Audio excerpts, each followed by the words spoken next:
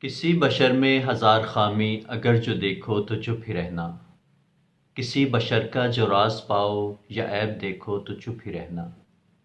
اگر منادی کو لوگ آئیں، تمہیں کریدیں، تمہیں منائیں، تمہاری ہستی کے گیت گائیں، تمہیں کہیں کہ بشر میں دیکھی برائیوں کو بیان کر دو تو چپ ہی رہنا۔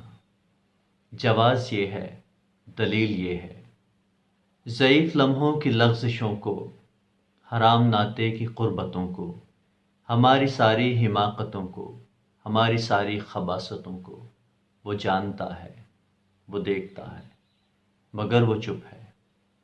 اگر وہ چپ ہے تو میری مانو، وہ کہہ رہا ہے کہ چپ ہی رہنا۔